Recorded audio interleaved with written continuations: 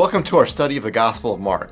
I'm excited for this journey to look at who Jesus is and what his life, death, and resurrection are about. Mark was probably the first gospel written, and it appears that Matthew and Luke were based on Mark.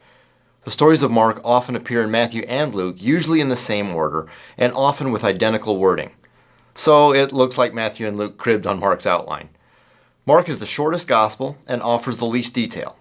In fact, as you read through it these next few weeks, you'll probably notice that there is a sense of urgency in the pace of Mark. It's like Mark was writing it in a hurry, which he may have been. Scholars believe Mark was written near the time the Romans destroyed Jerusalem. If that's the case, Mark was probably trying to get Jesus' story recorded quickly in case the original followers of Jesus all perished in the coming attack. That also could explain why Mark views Jesus' ministry as a battle between good and evil, and why Mark emphasizes Jesus' power so much.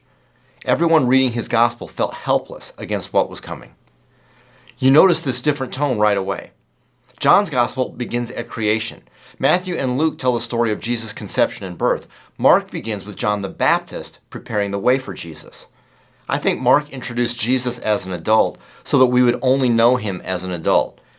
It's like when you meet someone as a youth, you always kind of think of them still as a youth. When you meet someone in their old age, it's hard to imagine the process by which they grew old. They've always just been this age.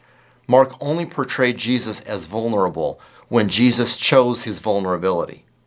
Jesus is shown not as dependent on his mother as an infant, but only as dependent on his Father in heaven. This week's story is about Jesus' dependence on his Father. It's about Jesus receiving the power that will define his ministry.